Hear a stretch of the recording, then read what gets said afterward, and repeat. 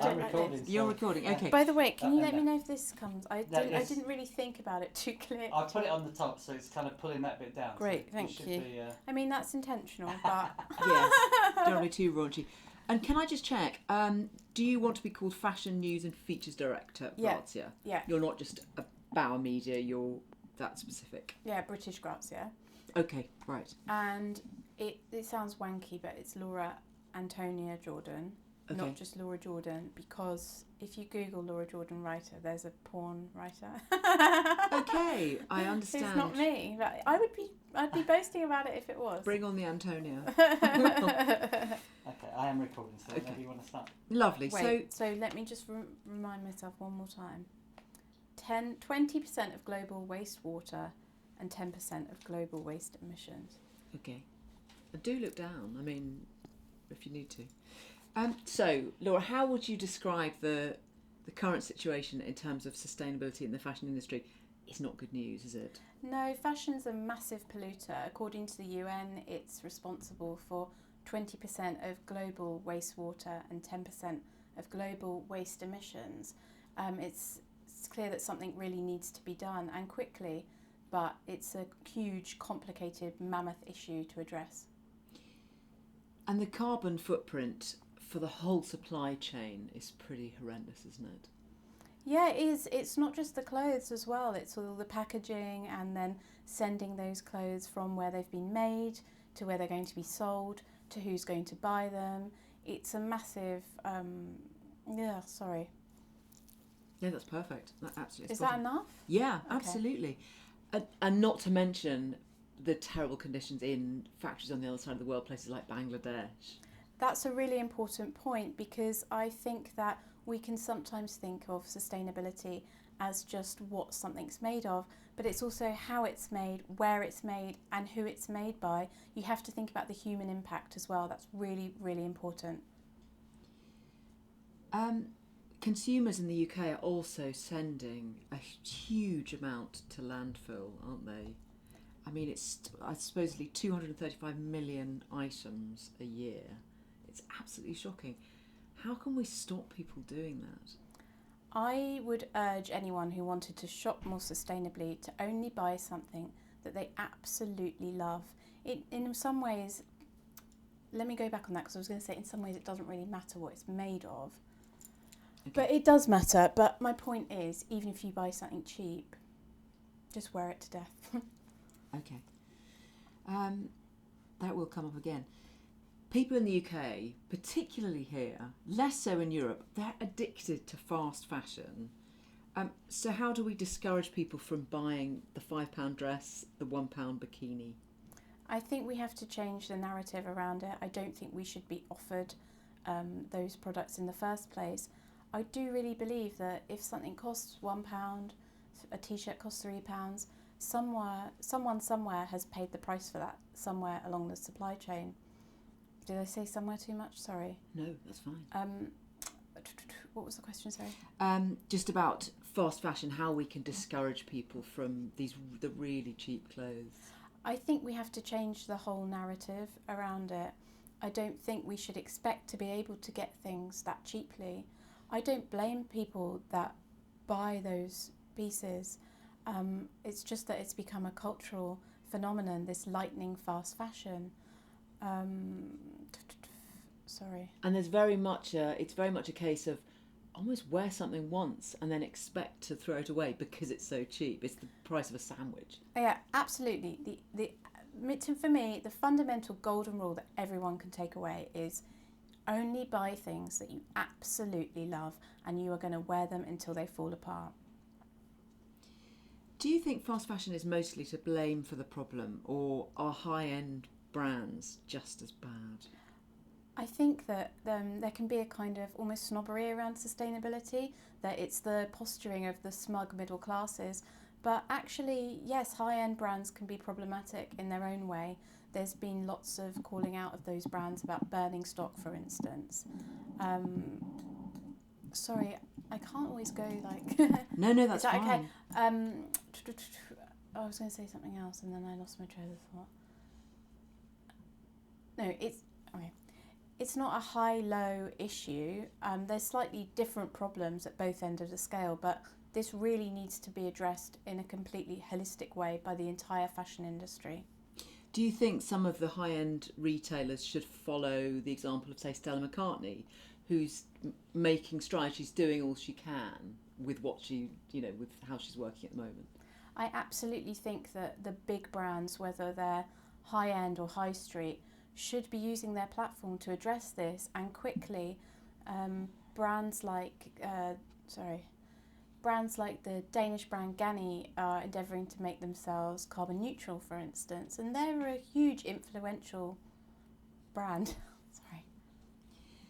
Do you think fashion retailers then should be taking responsibility for the clothes that they sell? Do you want me to get you a glass of water? Actually, I have a bottle right there. I'm not that. Oh, yeah. It's okay. Sorry, what was the question? It was whether you think fashion retailers should take more responsibility or take any responsibility for the clothes that they sell. For example, the Environmental Audit Committee was requesting a 1p tax on each item of clothing for a recycling scheme.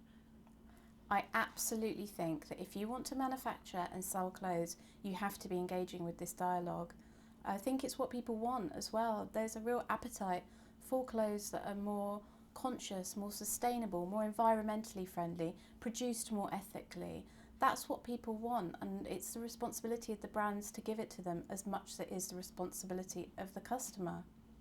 And do you buy into those recent policy announcements from retail giants like Inditex, the owner of Zara, about sustainability, or do you think that's greenwashing?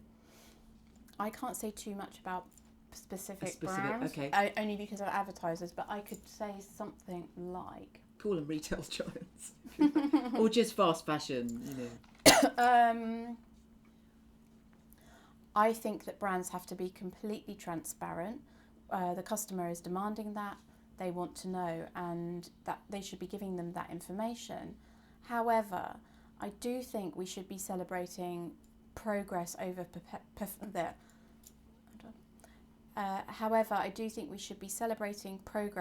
perfection.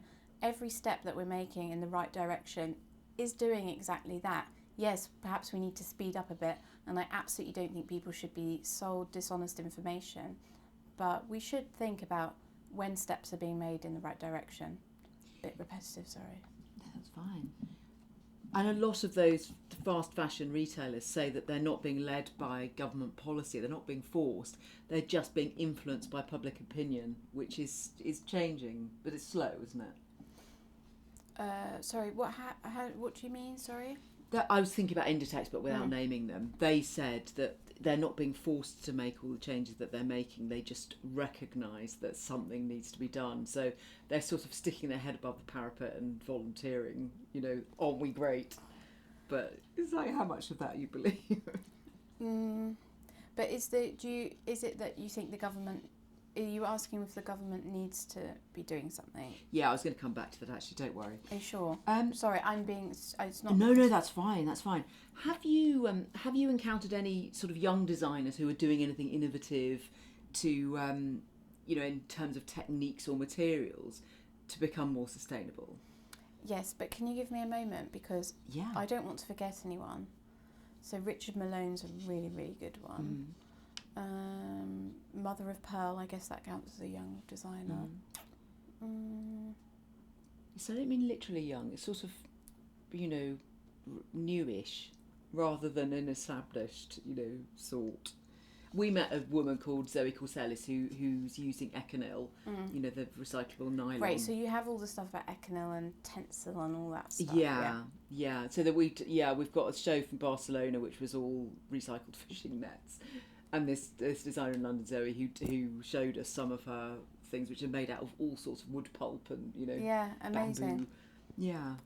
So no, I just wondered if there was anyone like that you'd like to, Yeah, but I feel like Richard Malone really deserves a shout out because he's really interesting, and Mother of Pearl, but I'm just struggling to think off the top of my head of things. No, that's okay. But I can give you an answer about them if you want. Yes, please. Yeah. So you've met or you've encountered some newish young designers who are using innovative techniques and fabrics and things to become more sustainable? Yeah, I definitely think that the emerging designers and the less established names are making this integral to what they do. Designers like Richard Malone, who shows in London, and Mother of Pearl, that are based in East London, have really made this central to their mission. Great. Now I should go and talk to Richard Malone. Another one for my He list. is outspoken. He gave me I just wrote a piece about the £1 bikini when it was out, and he was like, it makes me sick. I've got a PDF, I'll send it to you. Brilliant, thank you. Charities like Oxfam say we should be buying less and repairing more. But who knows how to repair anymore? Do you think that's the way forward, maybe? I think that's a brilliant idea. I would really advise people against just chucking something away. You can give it to a friend, send it to a resale site, give it to charity, or yes, mend it or customise it. We should really be trying to shop what's already in our own wardrobes before we go out and always buy something new. Do you think that influencers or celebrities or even royalty could play a part in changing public opinion on this? I mean, Meghan Markle has definitely done something in this department, but Kate Middleton also. Yeah, I think that celebrities are... I think that celebrities and influencers are without doubt a really powerful platform, but we don't necessarily want to be lectured by them. We like to see it in action. I actually do need some water, sorry. Sorry. I've just got some water. There should be a bottle at the top of my bag. Thank Steve's you. rifling through your belongings. No, it's fine. I've got nothing to hide. I mean, you should see my flat, God. I just saw a manuscript for a porn novel. Yeah. It's written on recycled paper, though. Oh yes, so tell me about your the Kate Middleton thing as well. That's really useful. Yeah, I don't think we want to be lectured by celebrities, though. We like to see it in action, and I think Kate Middleton is a great ambassador because she's taken the stigma out of re-wearing pieces. She recently customised a gown that she'd worn a few years ago, and I think that's a really powerful message. You don't always need more stuff. It is amazing, isn't it, that now, because people just want to be on Instagram, they are ordering clothes online, photographing themselves, sticking them on Instagram, and then sending the clothes back. Some of those clothes can't be resold. We just seem to have got into this really absurd situation of wear things once. It's terrible. It's really awful. I can't remember if I said this earlier. The golden rule is that we just need to stop buying less. And this idea that something new is always going to fix everything, that you always need something new, is really gross. Sorry. And I would also suggest that nobody ever buys anything that they intend to wear once and then throw away. That is the big no-no. Even a wedding dress. Even a wedding dress. You can customise that. Searches for resale wedding dresses are soaring. Excellent. You have Orsola de Castro from Fashion Revolution suggested that we use technology more. If you're really into Instagram, you can send your headshot to someone and they will basically put that onto a number of different outfits and you can just post them on Instagram, one after another. Nothing changes hands. You know, it's all digital. Brilliant. Yeah, there's that. You know what else you can do? You can rent clothes now. You can borrow from your friends. Also, that's free, or it should be. You know, there's plenty of ways to do it, but I also just think you do have to move away from that culture that we always just need something new. That's really problematic. Absolutely. So this is a big question, but where do you think we are heading in the future in terms of sustainability? Can we slow the tide of this terrible problem of pollution and just an unsustainable industry? Fashion is by its nature an unsustainable industry, but we can be taking steps. However, we have to make those steps now. We can't sit back and wait for someone else to do it. I think we have to change the whole conversation around it. Like I said, moving on from this idea that you always have to have the latest, newest thing, that's really, really problematic. what else was I going to say? Sorry. Another thing that brands can do is they can make sustainability, if not sexy, then at least aspirational. And, you know, I think people are really demanding it now. And that really, I find, a galvanising message. Certainly Vivienne Westwood has gone down that route, hasn't she? She's really sort of banging the drum for that kind of sexiness around it and making it a theme of her shows, apart from anything else. My sister used to work for Vivienne Westwood, and she did all the environmental stuff. Oh, really? Yeah, that's between us. Lots of protests. Yeah, I think that you have to have those Westwood type figures who are willing to say that this message needs to be heard, and now. Yeah, so a few mavericks, do you think? Yeah. So it was only a few months ago that the government threw out all of the Environmental Audit Committee recommendations. Self-regulation by fashion retailers isn't working, is it? I don't think it is, but I'm just thinking how to say that to you. It's sort of the speed at which they have to get on with it, really. I mean, there's lots of sort of announcements about things happening by 2025 or whatever, but it's all a bit slow. I'm just going through my high street knowledge. I feel bad, like I feel like I should be more prepped for you.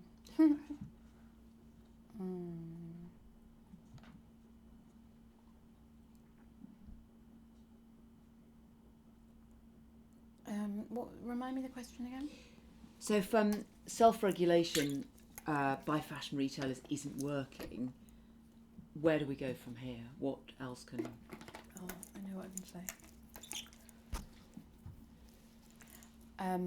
I think that customers have to vote with their pockets and their wallets because... It's the wallets, isn't it? Sorry. I think customers have to vote with their wallets because that's the only thing that is really going to make those huge brands listen. As I said, just nodding to more sustainable practices isn't enough. It has to be a massive holistic endeavour on part of the brands. And Fashion Revolution in particular started a campaign that was to encourage curiosity called Who Made My Clothes? So it's getting people to be really interested in where their, anything comes from. How do you think we can do more of that, just to get awareness out there? I think that the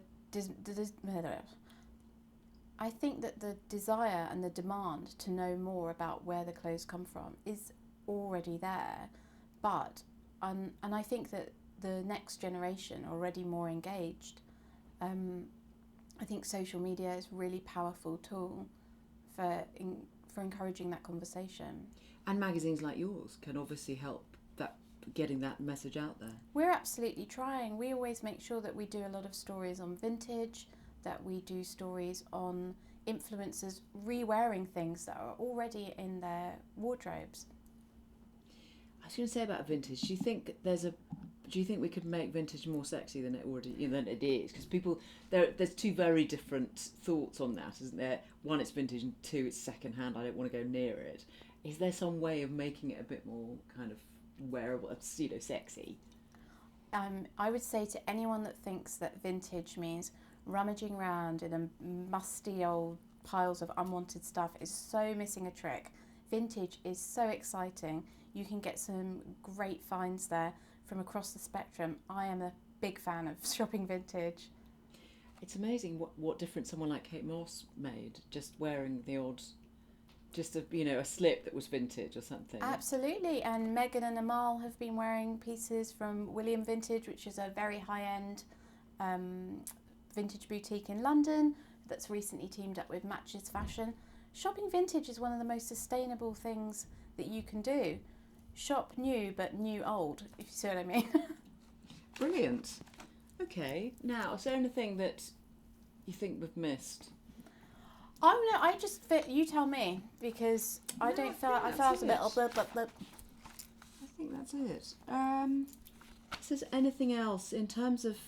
Let me just see. In terms of celebs or people who could sort of change the game on this. I mean, you get to sort of small people doing things in a small way, like Rooney Mara, for example, has got a vegan clothing line. But I think that's probably very, very niche. I'm wondering whether there's anybody who's going to make more of a difference. I mean, you need someone like Kim Kardashian to start wearing vintage, and that would make She's been wearing vintage. Has she? She's been wearing loads of vintage. Oh, okay. I can say something about her Please as well. Please do. Do you want me to just go back on vintage again in general and add her in? Yeah, that would be great, yes. So what were you saying? How could we make wearing vintage more appealing, generally? I mean, I'd say to anyone who isn't already shopping vintage, you're missing a serious trick. It doesn't mean rummaging through musty old piles of clothes. It's really exciting. It's an absolute treasure trove and definitely worth searching it out. Celebrities are really getting on the vintage message as well. Amal Clooney and Meghan Markle have been wearing pieces from William Vintage in London, a really exclusive boutique that's also recently partnered with Matches Fashion. And even Kim Kardashian, once seen as the kind of icon of the super fast trend, has been wearing a lot of vintage 90s Versace and Jean Paul Gaultier. And guess what? She's making it really, really desirable. Perfect. That's brilliant. Okay, I think that's it. Do you think you've got enough? I think so, yeah. I feel bad. I feel like I should have had more stats for you. No, don't worry. Sure, is there anything else you need? No, the only other thing is if there's anything on the current situation and how bad it is, if you happen to know anything off the top. But we've got the, wastewater and all of that. Are you doing something about Rana Plaza? And I was going to mention that in passing, but that's such a massive... This is the problem, and I almost would want to say this. It's such a huge issue. Yeah. Where do you even begin? Yeah, I know. I started with this subject and then it just went... Oh, this is it. I know it doesn't like it, but I really was prepping for today. Yeah. And it's like... And I've written pieces about it, and it's endless. It is absolutely endless. It's absolutely endless, which I think puts people off because they think, where do I even start? Yeah. Well, guess what? Start with not using a plastic bag then. Yeah. Exactly. Start with the small things because that all begins to add up. Yes. Oh, that's a very good point. Are you still rolling, Steve? Yeah. I thought that was really good, but you were interrupting all the time. Sorry. Okay. Wait. What was I saying? What you just did there was perfect.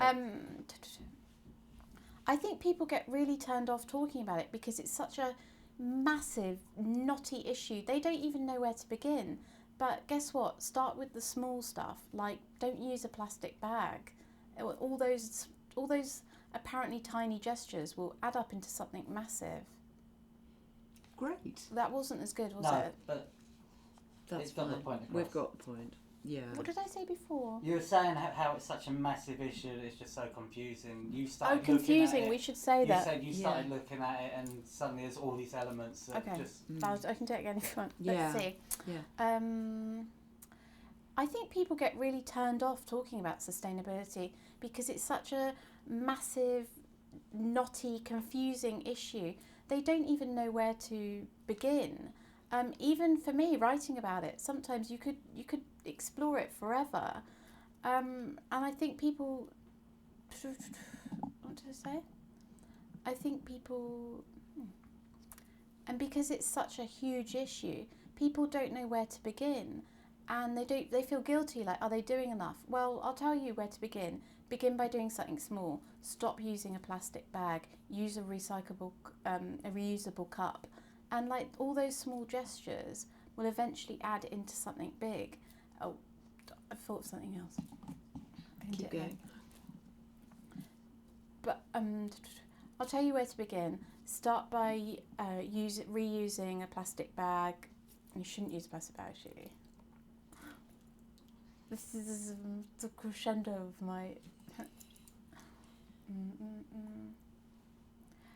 I'll tell you where to begin. Start by not using a plastic bag, by using a reusable coffee cup. Or perhaps next time you want to buy something new for a one-off thing, just skip it and see what's already in your wardrobe. All those small gestures will add up into a big message eventually. And one day you won't get the Daily Mail punishing royals for wearing the same thing twice. I know, but they'll still be talking about their pins, I'm sure. Pouring her curves into... That's the one. Lovely, thank you, Laura. That's brilliant. That's all